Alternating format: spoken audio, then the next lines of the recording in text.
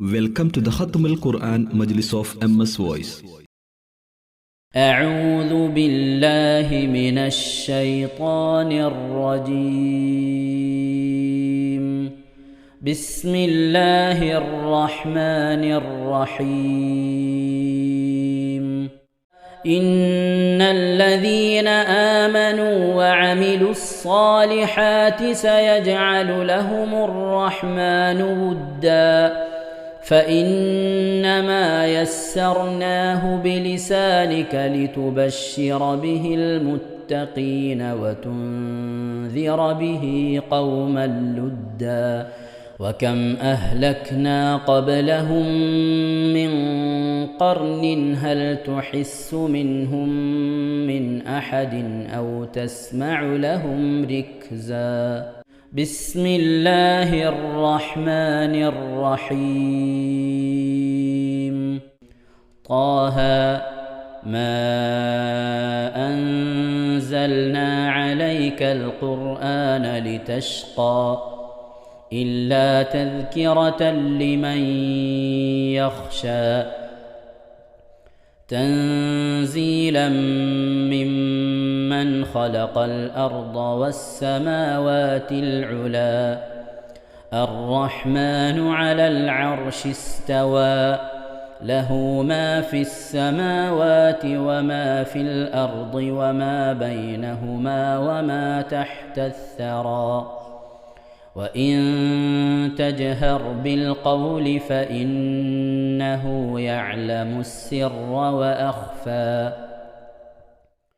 الله لا إله إلا هو له الأسماء الحسنى.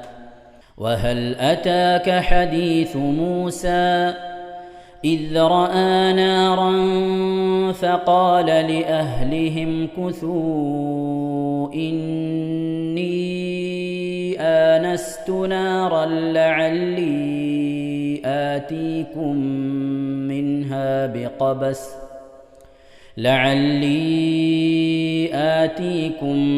منها بقبس أو أجد على النار هدى.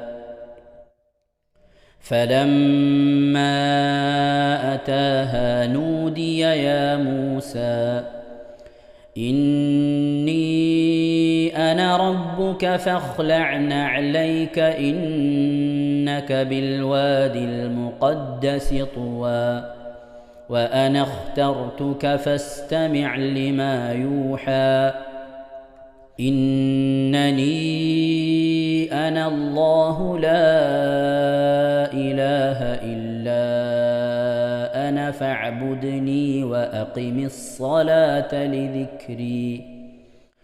إن الساعة آتية أكاد أخفيها لتجزى كل نفس بما تسعى فلا يصدنك عنها من لا يؤمن بها واتبع هواه فتردى. وما تلك بيمينك يا موسى قال هي عصاي أتوكأ عليها وأهش بها على غنمي ولي فيها مآرب أخرى. قال ألقها يا موسى فألقاها فإذا هي حية تسعى. قال خذها ولا تخف سنعيدها سيرتها الأولى واضمم يدك إلى جناحك تخرج بيضاء من غير سوء آية أخرى لنريك من آياتنا الكبرى. اذهب إلى فرعون إنه طغى.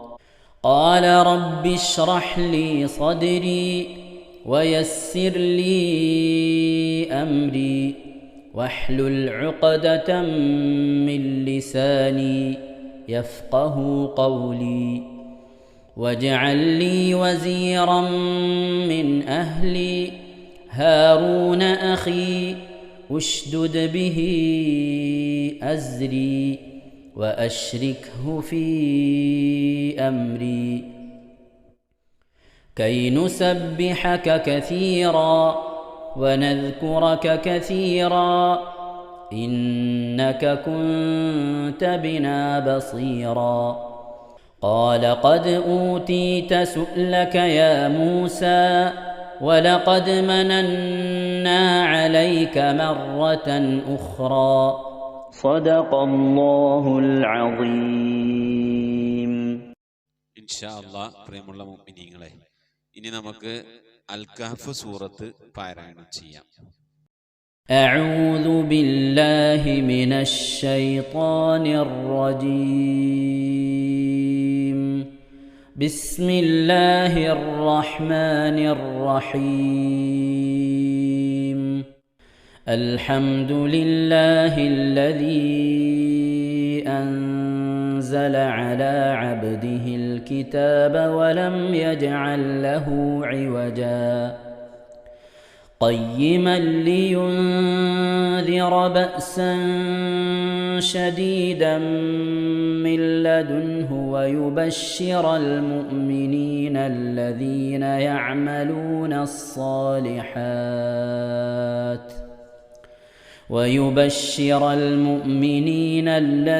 يعملون الصالحات أن لهم أجرا حسنا ماكثين فيه أبدا وينذر الذين قالوا اتخذ الله ولدا ما لهم به من علم ولا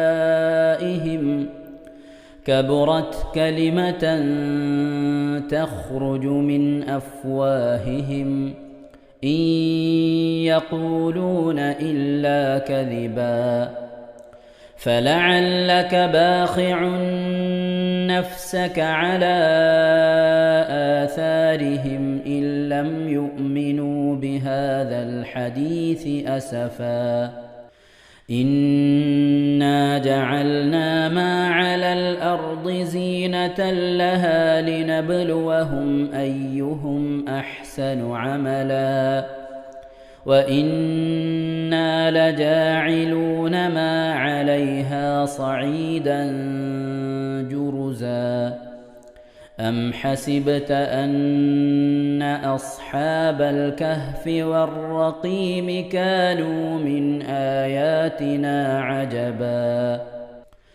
إذ أوى الفتية إلى الكهف فقالوا ربنا آتنا من لدنك رحمة وهيئ لنا من أمرنا رشدا فضربنا على آذانهم في الكهف سنين عددا ثم بعثناهم لنعلم أي الحزبين أحصى لما لبثوا أمدا نحن نقص عليك نبأهم بالحق إنهم فتية آمنوا بربهم وزدناهم هدى وربطنا على قلوبهم إذ قاموا فقالوا ربنا رب السماوات والأرض لن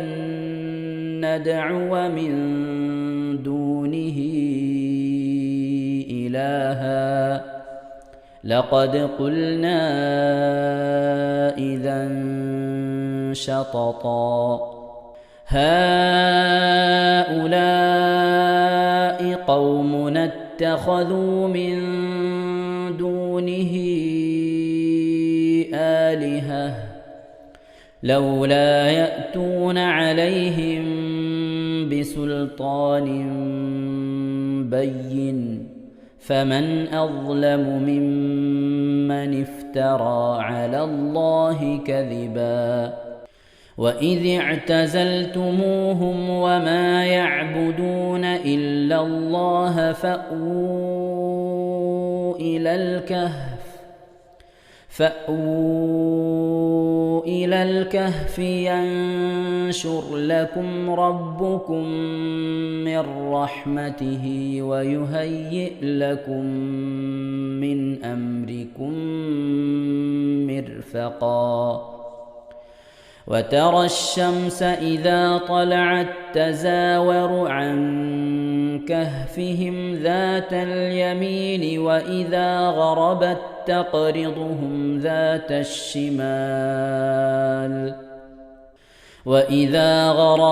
تقرضهم ذات الشمال وهم في فجوة منه ذلك من آيات الله من يهد الله فهو المهتد ومن يضلل فلن تجد له وليا مرشدا وتحسبهم أيقاظا وهم رقود ونقلبهم ذات اليمين وذات الشمال وكلبهم باسط ذراعيه بالوصيد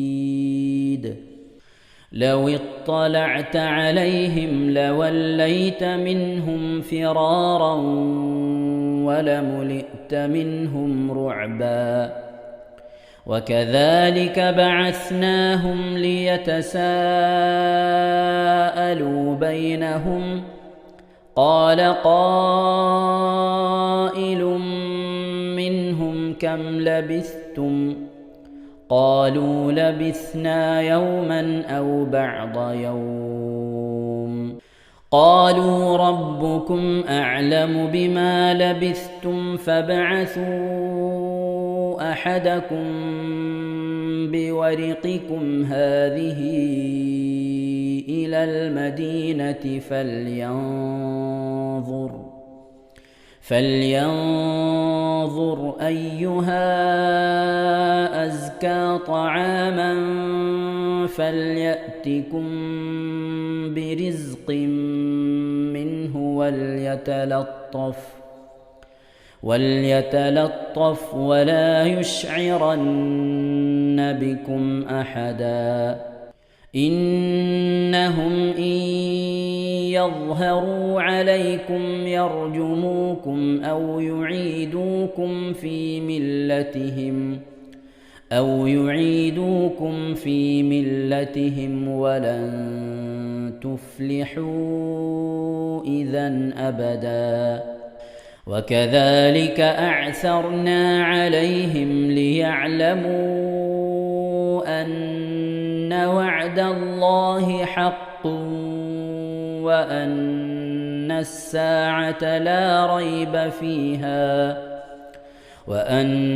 الساعة لا ريب فيها إذ يتنازعون بينهم أمرهم فقالوا بنوا عليهم بنيانا ربهم أعلم بهم قال الذين غلبوا على أمرهم لنتخذن عليهم مسجدا سيقولون ثلاثة رابعهم كلبهم ويقولون خمسة سادسهم كلبهم رجما بالغيب ويقولون سبعة وثامنهم كلبهم قل ربي أعلم بعدتهم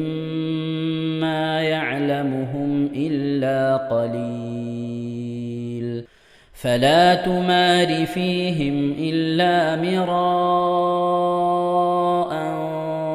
ظاهرا ولا تستفت فيهم منهم أحدا ولا تقولن لشيء إني فاعل ذلك غدا إلا أن يشاء الله. واذكر ربك إذا نسيت وقل عسى أن يهديني ربي لأقرب من هذا رشدا. ولبثوا في كهفهم 300 سنين وازدادوا 9 قل الله أعلم بما لبثوا له غيب السماوات والأرض أبصر به وأسمع ما لهم من دونه من ولي ولا يشرك في حكمه أحدا. واتل ما أوحي إليك من كتاب ربك لا مبدل لكلماته ولن تجد من دونه ملتحدا. واصبر نفسك مع الذين يدعون ربهم بالغداة والعشي يريدون وجهه ولا تعد عيناك عنهم تريد زينة الحياة الدنيا. ولا تطع من أغفلنا قلبه عن ذكرنا واتبع هواه وكان أمره فرطا. وقل الحق من ربكم فمن شاء فليؤمن ومن شاء فليكفر. إنا أعتدنا للظالمين نارا أحاط بهم سرادقها وإن يستغيثوا يغاثوا بماء كالمهل يشوي الوجوه بئس الشراب وساءت مرتفقا. إن الذين آمنوا وعملوا الصالحات إنا لا نضيع أجر من أحسن عملا. أولئك لهم جنات عدن تجري من تحتهم الأنهار يحلون فيها من أساور من ذهب ويلبسون ثيابا خضرا من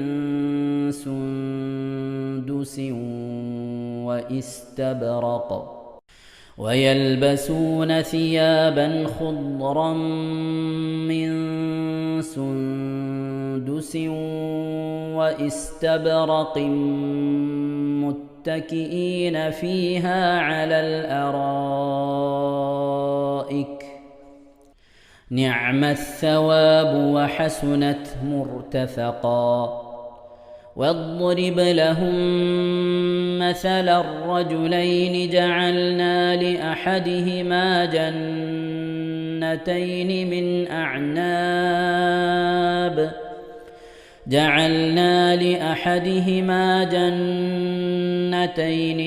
أعناب وحففناهما بنخل وجعلنا بينهما زرعا. كلتا الجنتين آتت أكلها ولم تظلم منه شيئا وفجرنا خلالهما نهرا.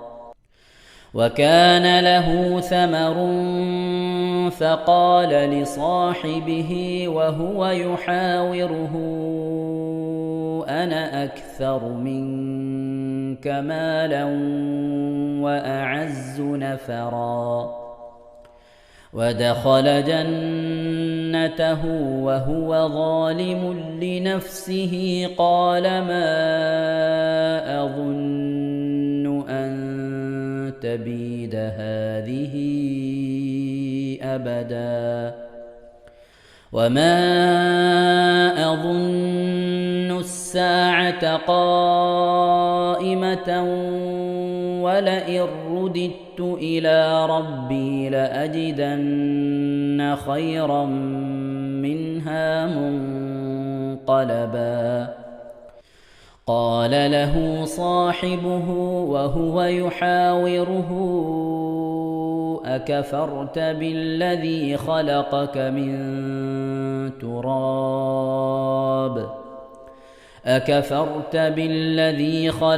من تراب ثم من نطفة ثم سواك رجلا لكن هو الله ربي ولا أشرك بربي أحدا ولولا إذ دخلت جنتك قلت ما شاء الله لا قوة إلا بالله إن ترني أنا أقل منك مالا وولدا فعسى ربي أن يؤتيني خيرا من جنتك ويرسل عليها حسبانا من السماء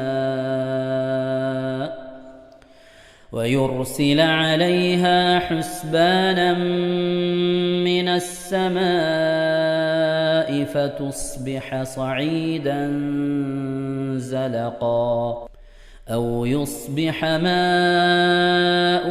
غورا فلن تستطيع له طلبا وأحيط بثمره فأصبح يقلب كفيه على ما أنفق فيها وهي خاوية على عروشها ويقول يا ليتني لم أشرك بربي أحدا ولم تكن له فئة ينصرونه من دون الله وما كان منتصرا هنالك الولاية لله الحق هو خير ثوابا وخير عقبا واضرب لهم مثل الحياة الدنيا كماء أنزلناه من السماء فاختلط به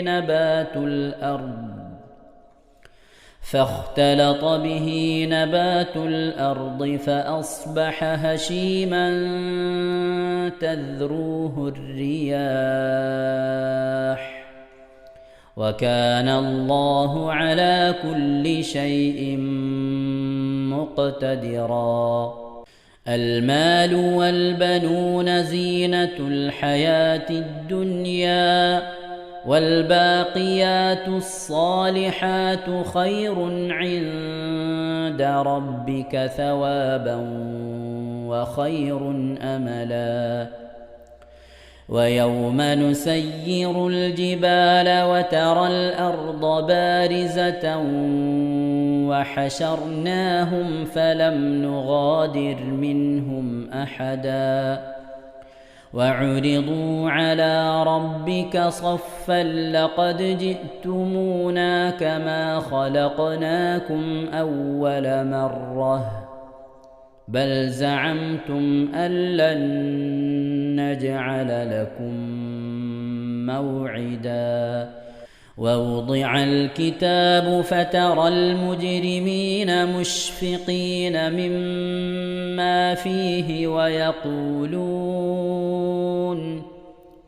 ويقولون يا ويلتنا ما لهذا الكتاب لا يغادر صغيرة ولا كبيرة إلا أحصاها ووجدوا ما عملوا حاضرا ولا يظلم ربك أحدا وإذ قلنا للملائكة اسجدوا لآدم فسجدوا إلا إبليس كان من الجن ففسق عن أمر ربه أفتتخذونه وذريته أولياء من دوني وهم لكم عدو بئس للظالمين بدلا ما أشهدتهم خلق السماوات والأرض ولا خلق أنفسهم وما كنت متخذ المضلين عضدا ويوم يقول نادوا شركائي الذين زعمتم فدعوهم فلم يستجيبوا لهم وجعلنا بينهم موبقا ورأى المجرمون النار فظنوا أنهم مواقعوها ولم يجدوا عنها مصرفا ولقد صرفنا في هذا القرآن للناس من كل مثل وكان الإنسان أكثر شيء جدلا وما منع الناس أن يؤمنوا إذ جاءهم الهدى ويستغفروا ربهم إلا أن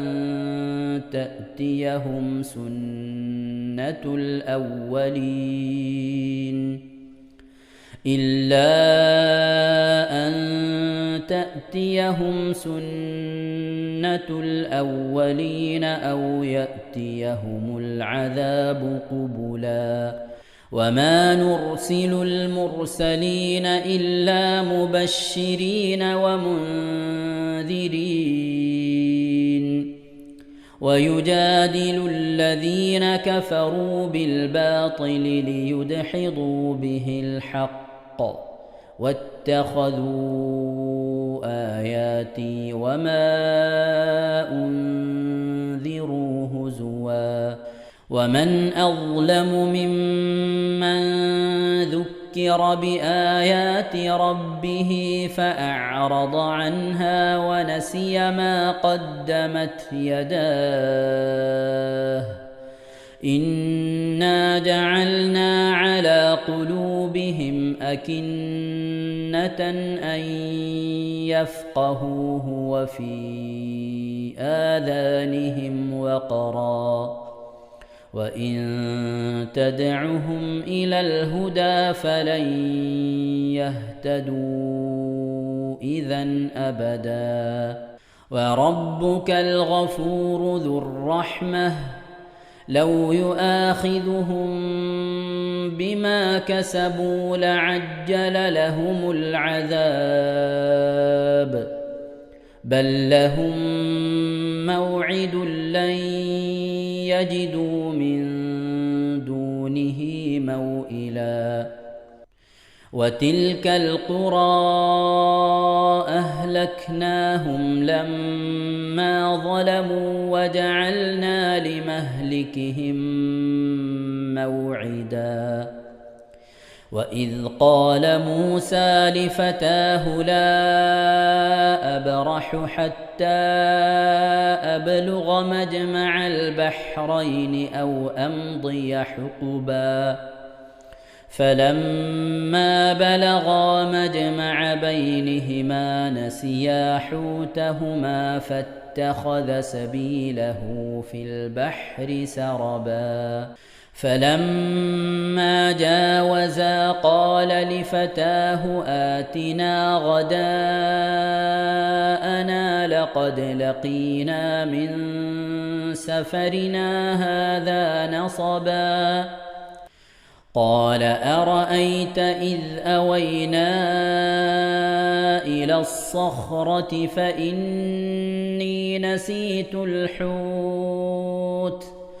فإني نسيت الحوت وما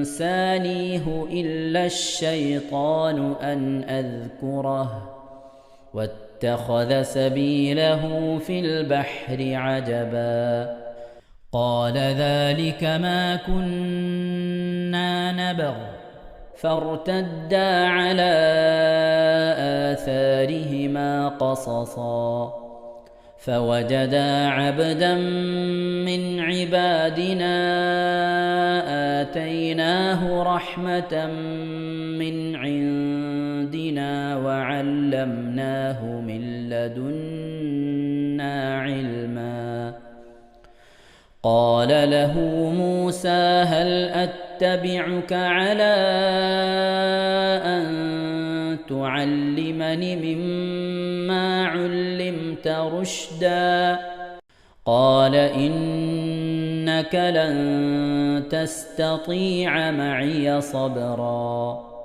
وكيف تصبر على ما لم تحط به خبرا قال ستجدني إن شاء الله صابرا ولا أعصي لك أمرا قال فإن اتبعتني فلا تسألني عن شيء حتى أحدث لك منه ذكرا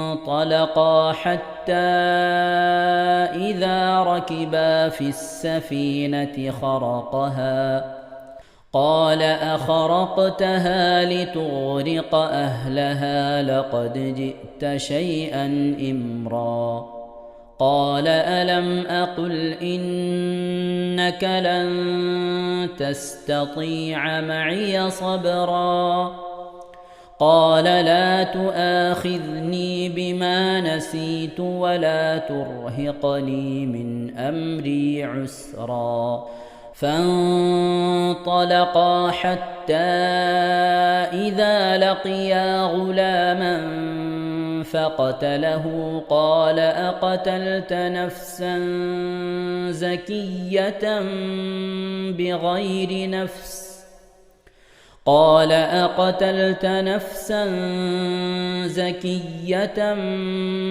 بغير نفس لقد جئت شيئا نكرا قال ألم أقل لك إنك لن تستطيع معي صبرا قال إن سألتك عن شيء بعدها فلا تصاحبني قد بلغت من لدني عذرا فانطلقا حتى إذا أتيا أهل قرية استطعما أهلها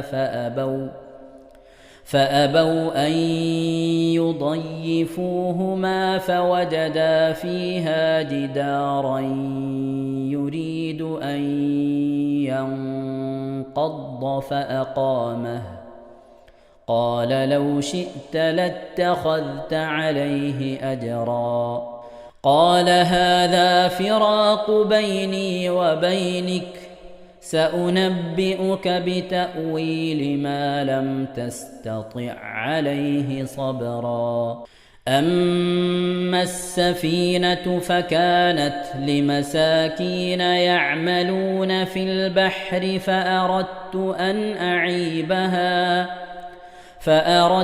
أن أعيبها وكان وراءهم مالك يأخذ كل سفينة غصبا وأما الغلام فكان أبواه مؤمنين فخشينا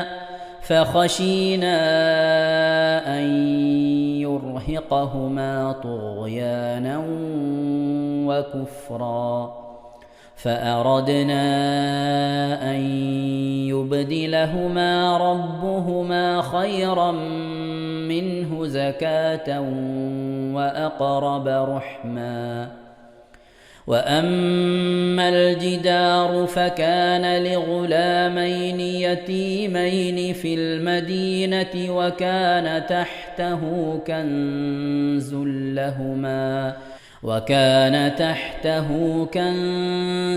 لهما وكان أبوهما صالحا فأراد ربك أن يبلغا أشدهما ويستخرجا كنزهما رحمة من ربك وما فعلته عن أمري ذلك تأويل ما لم تسطع عليه صبرا ويسألونك عن ذي القرنين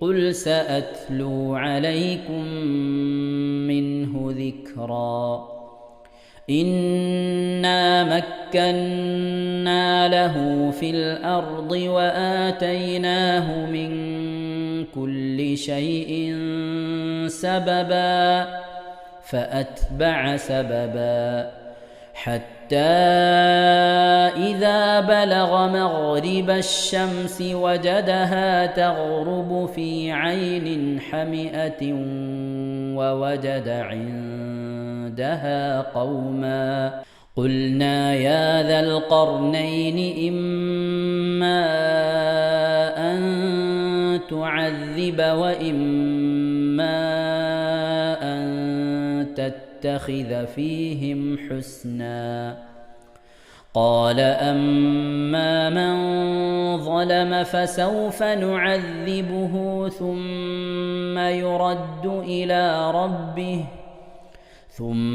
يرد إلى ربه فيعذبه عذابا نكرا وأما من آمن وعمل صالحا فله جزاء الحسنى وسنقول له من أمرنا يسرا ثم أتبع سببا حتى إذا بلغ مطلع الشمس وجدها تطلع على قوم لم نجعل لهم من دونها سترا كذلك وقد أحطنا بما لديه خبرا ثم أتبع سببا حتى إذا بلغ بين السدين وجد من دونهما قوما لا يكادون يفقهون قولا قالوا يا ذا القرنين إن يأجوج ومأجوج مفسدون في الأرض فهل نجعل لك خرجا على أن تجعل بيننا وبينهم سدا قال ما مكني فيه ربي خير فأعينوني بقوة أجعل بينكم وبينهم ردما آتوني زبر الحديد حتى إذا ساوى بين الصدفين قال انفخوا حتى إذا جعله نارا قال آتوني أفرغ عليه قطرا فما استطاعوا أن يظهروه وما استطاعوا له نقبا قال هذا رحمة من ربي فإذا جاء وعد ربي جعله دكاء وكان وعد ربي حقا وتركنا بعضهم يومئذ يموج في بعض ونفخ في الصور فجمعناهم جمعا وعرضنا جهنم يومئذ للكافرين عرضا الذين كانت أعينهم في غطاء عن ذكري وكانوا لا يستطيعون سمعا أفحسب الذين كفروا أن يتخذوا عبادي من دوني أولياء إنا أعتدنا جهنم للكافرين نزلا قل هل ننبئكم بالأخسرين أعمالا الذين ضل سعيهم في الحياة الدنيا وهم يحسبون أنهم يحسنون صنعا أولئك الذين كفروا بآيات ربهم ولقائه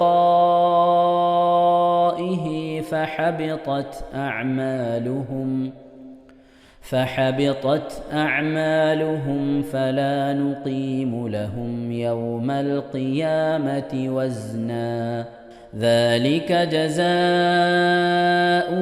جهنم بما كفروا واتخذوا آياتي ورسلي هزوا إن الذين آمنوا وعملوا الصالحات كانت لهم جنات الفردوس نزلا خالدين فيها لا يبغون عنها حولا قل لو كان البحر مدادا لكلمات ربي لنفد البحر قبل أن تنفد كلمات ربي ولو جئنا بمثله مددا قل إنما أنا بشر مثلكم يوحى إلي أنما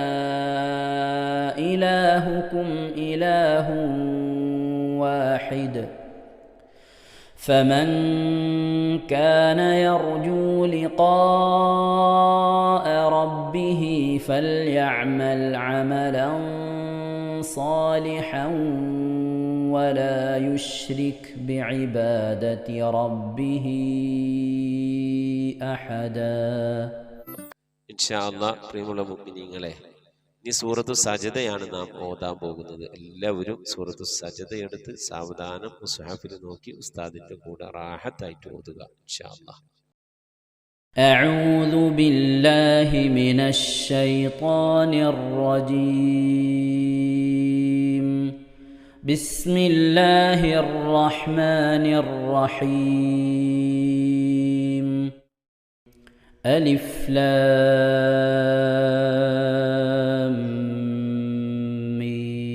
ميم تنزيل الكتاب لا ريب فيه من رب العالمين أم يقولون افتراه بل هو الحق من ربك لتنذر قوما ما أتاهم من نذير من قبلك لعلهم يهتدون الله الذي خلق السماوات والأرض وما بينهما في 6 أيام ثم استوى على العرش ما لكم من دونه من ولي ولا شفيع أفلا تتذكرون يدبر الأمر من السماء إلى الأرض ثم يعرج إليه في يوم كان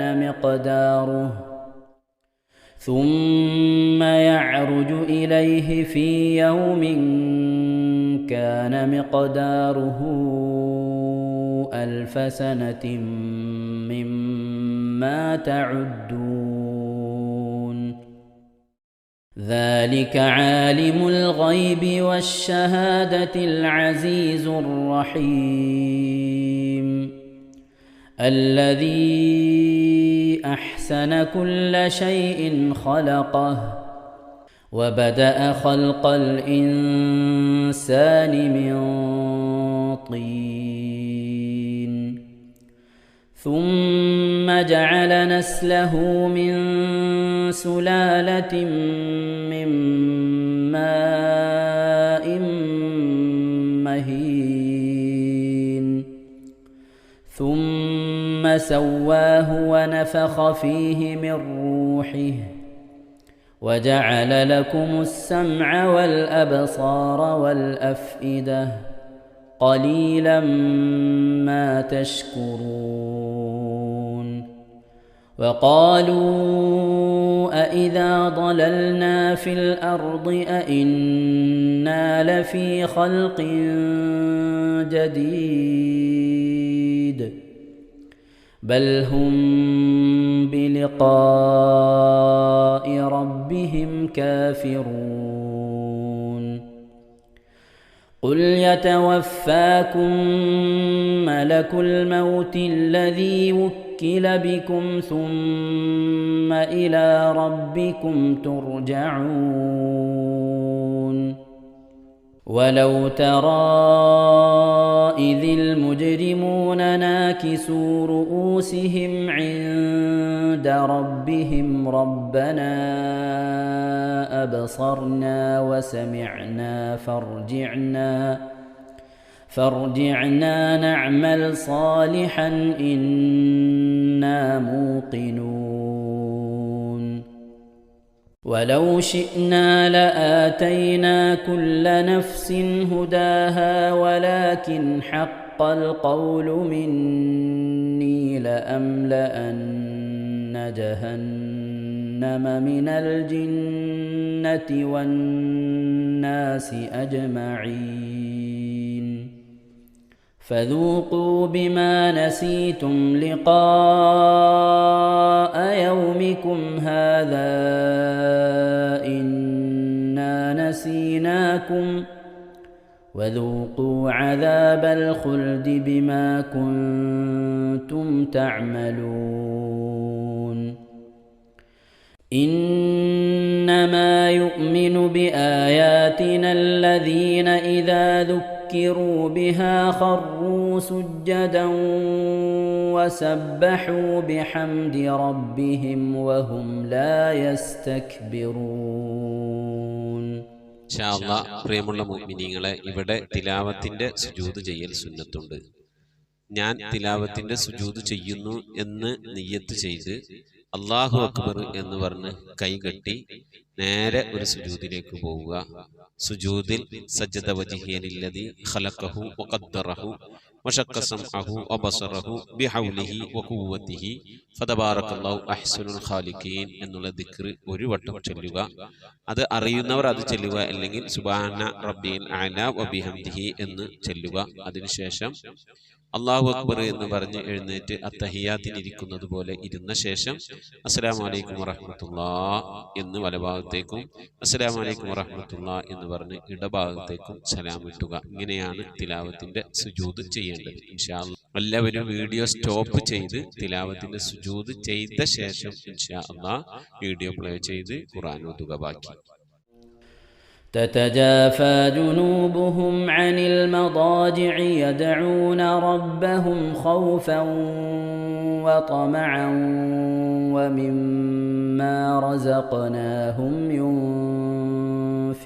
ينفقون فلا تعلم نفس ما أخفي لهم من قرة أعين جزاء بما كانوا يعملون أفمن كان مؤمنا كمن كان فاسقا لا يستوون أما الذين آمنوا وعملوا الصالحات فلهم جنات المأوى نزلا بما كانوا يعملون وأما الذين فسقوا فمأواهم النار كلما أرادوا أن يخرجوا منها أعيدوا فيها وقيل لهم ذوقوا عذاب النار الذي كنتم به تكذبون ولنذيقنهم من العذاب الأدنى دون العذاب الأكبر لعلهم يرجعون ومن أظلم ممن ذكر بآيات ربه ثم أعرض عنها إنا من المجرمين منتقمون ولقد آتينا موسى الكتاب فلا تكن في مرية من لقائه وجعلناه هدى لبني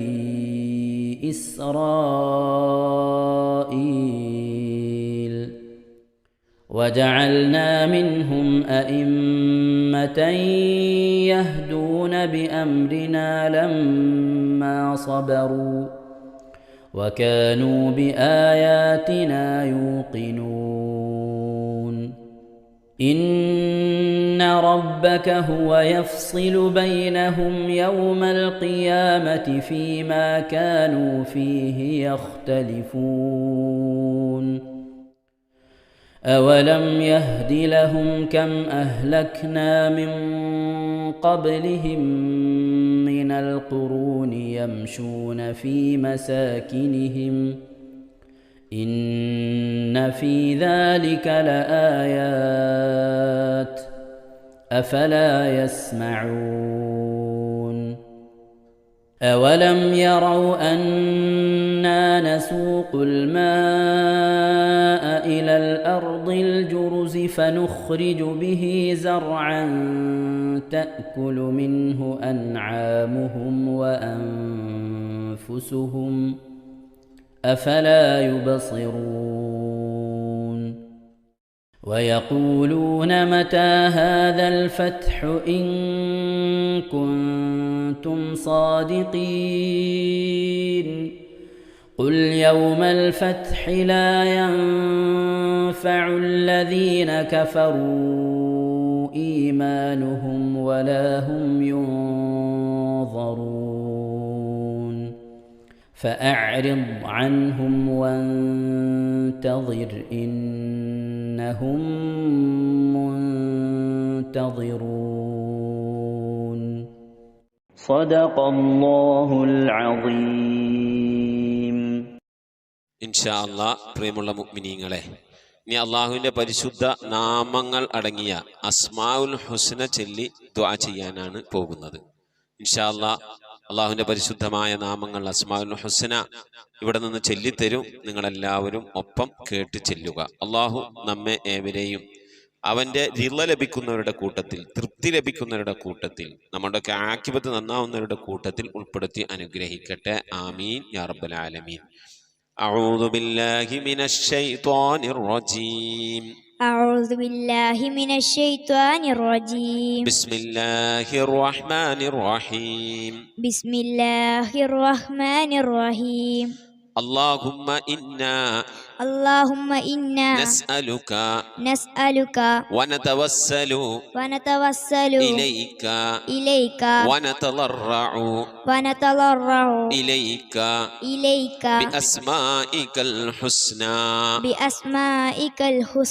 يا الله يا رحمن يا الله يا رحيم يا الله يا ملك يا الله يا قدوس يا الله يا سلام يا الله يا مؤمن يا الله يا مهيمن يا الله يا عزيز يا الله يا جبار يا الله يا متكبر يا الله يا خالق يا الله يا بارئ يا الله يا مصور يا الله يا غفار يا الله يا قهار يا الله يا وهاب يا الله يا رزاق يا الله يا فتاح يا الله يا عليم يا الله يا قابل يا الله يا باسط يا الله يا خافل يا الله يا رافع يا الله يا معز يا الله يا مذل يا الله يا سميع يا الله يا بصير يا الله يا حكم يا الله يا عدل يا الله يا لطيف يا الله يا خبير يا الله يا حليم يا الله يا عظيم يا الله يا غفور يا الله يا شكور يا الله يا علي يا الله يا كبير يا الله يا حفيظ يا الله يا مقيت يا الله يا حسيب يا الله يا جليل يا الله يا كريم يا الله يا رقيب يا الله يا مجيب يا الله يا واسع يا الله يا حكيم يا الله يا ودود يا الله يا مجيد يا الله يا باعث يا الله يا شهيد يا الله يا حق يا الله يا وكيل يا الله يا قوي يا الله يا متين يا الله يا ولي يا الله يا حميد يا الله يا محصي يا الله يا مبدئ يا الله يا معيد يا الله يا محيي يا الله يا مميت يا الله يا حي يا الله يا قيوم يا الله يا واجد يا الله يا ماجد يا الله يا ماجد يا الله يا واحد يا الله يا واحد يا يا الله صمد يا الله يا صمد يا يا الله قادر يا الله يا قادر يا الله يا مقتدر يا الله يا مقتدر يا الله يا مقدم يا الله يا مقدم يا الله يا مؤخر يا الله يا مؤخر يا يا الله أول يا الله يا أول يا الله يا آخر يا الله يا آخر يا يا الله ظاهر يا الله يا ظاهر يا يا الله باطن يا الله يا باطن يا يا الله والي يا الله يا والي يا الله يا متعالي يا الله يا متعالي يا الله يا بر يا الله يا بر يا يا الله تواب يا الله يا تواب يا يا الله منتقم يا الله يا منتقم يا يا الله عفو يا الله يا غفور يا يا الله رؤوف يا الله يا رؤوف يا يا الله مالك الملك يا الله يا مالك الملك يا الله يا ذا الجلال والإكرام يا الله يا ذا الجلال والإكرام يا الله يا مقسط يا الله يا مقسط يا الله يا جامع يا الله يا جامع يا الله يا غني يا الله يا غني يا يا الله مغني يا الله يا مغني يا الله يا مانع يا الله يا مانع يا يا الله ضار يا الله يا ضار يا الله يا نافع يا الله يا نافع يا الله يا نور يا الله يا نور يا يا الله هادي يا الله يا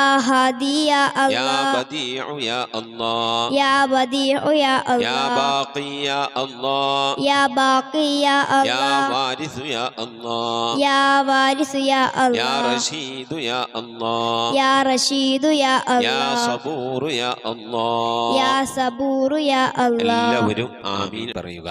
أن تحفظنا بحفظك آمين وتحمينا بحمايتك آمين وتكفينا بكفايتك آمين وتحرسنا بحولك وقوتك آمين وتعيدنا بتعيدك آمين وتنصرنا بنصرك آمين وتهدينا بهدايتك آمين وترعانا برعايتك آمين وتنظر إلي بعين عنايتك آمين وأن تجعلنا من عبادك الصالحين آمين الذين لا خوف عليهم ولا هم يحزنون آمين سبحان ربك رب العزة عما يصفون آمين وسلام على المرسلين والحمد لله رب العالمين آمين وصلى الله على سيدنا محمد وعلى آله وصحبه وسلم تسليما كثيرا كثيرا ഇൻഷാ അല്ലാഹ്. പ്രിയമുള്ള മുഅ്മിനീങ്ങളെ, ഇനി സലാം ബൈത്തിൽ നിന്ന് അല്പം നമുക്ക് ചൊല്ലാം. صلواتي على النبي وسلامي وهو خير الأنام بدر التمام السلام عليك يا محي ذنوبي السلام عليك يا جالي الكروب صلواتي على النبي وسلامي وهو خير الأنام بدر التمام السلام عليك يا خير الأنام السلام عليك يا بدر التمام صلواتي على النبي وسلامي وهو خير الأنام بدر التمام السلام عليك يا نور الظلام السلام عليك يا كل المرام صلواتي على النبي والسلام وهو خير الأنام بدر التمام السلام عليك يا ذا المعجزات نحمد الله السلام عليك يا هادي الهداة نشكر الله صلواتي على النبي والسلام نحمد الله وهو خير الأنام بدر التمام نشكر الله السلام عليك يا ذخر العصاة نحمد الله السلام عليك يا حسن الصفات نشكر الله صلواتي على النبي والسلام نحمد الله وهو خير الأنام بدر التمام نشكر الله السلام عليك يا رب السماح نحمد الله السلام عليك يا زين الملاح نشكر الله صلواتي على النبي والسلام نحمد الله وهو خير الأنام بدر التمام نشكر الله صلاة وتسليم وأزكى تحيتي على المصطفى صلوا عليه وسلموا ഇൻഷാ അല്ലാഹ് പ്രിയമുള്ള മുഅ്മിനീങ്ങളെ നമ്മുടെ സ്വലാത്ത് ദിക്ർ മജ്ലിസിലേക്ക് പ്രവേശിക്കാം. എല്ലാവരും മനസ്സറിഞ്ഞ ഹബീബായ പ്രവാചകൻ സല്ലല്ലാഹു അലൈഹി വസല്ലം തങ്ങളെ മനസ്സിൽ കരുതിക്കൊണ്ട് ആ ഹബീബിന്റെ റൗളയിലേക്ക് എത്തണം. മഖ്ബൂലും മബ്റൂറുമായ ഹജ്ജും ഉംറയും മർദിയായ സിയാറത്തൊക്കെ ചെയ്യാനുള്ള അവസരം ഉണ്ടാകണം. ഹബീബിനെ സ്വപ്നത്തിൽ കാണണം, ഹബീബിന്റെ ആ ദർശനം നമുക്കുണ്ടാകണം എന്നുള്ള ആ നിയ്യത്ത്, നല്ല നിയ്യത്ത് വെച്ചുകൊണ്ട് ഇൻഷാ അല്ലാഹ് 11 സ്വലാത്ത് ചൊല്ലാം. اللهم صل على محمد وعلى آل محمد كما صليت على إبراهيم وعلى آل إبراهيم إنك حميد مجيد. اللهم صل على محمد وعلى آل محمد كما صليت على إبراهيم وعلى آل إبراهيم إنك حميد مجيد. اللهم صل على محمد وعلى آل محمد كما صليت على إبراهيم وعلى آل إبراهيم إنك حميد مجيد. اللهم صل على محمد وعلى آل محمد كما صليت على إبراهيم وعلى آل إبراهيم إنك حميد مجيد. اللهم صل على محمد وعلى آل محمد كما صليت على إبراهيم وعلى آل إبراهيم إنك حميد مجيد. اللهم صل على محمد وعلى آل محمد كما صليت على إبراهيم وعلى آل إبراهيم إنك حميد مجيد. اللهم صل على محمد وعلى آل محمد كما صليت على إبراهيم وعلى آل إبراهيم إنك حميد مجيد. اللهم صل على محمد وعلى آل محمد كما صليت على إبراهيم وعلى آل إبراهيم إنك حميد مجيد. اللهم صل على محمد وعلى آل محمد كما صليت على إبراهيم وعلى آل إبراهيم إنك حميد مجيد. اللهم صل على محمد وعلى آل محمد كما صليت على إبراهيم وعلى آل إبراهيم إنك حميد مجيد.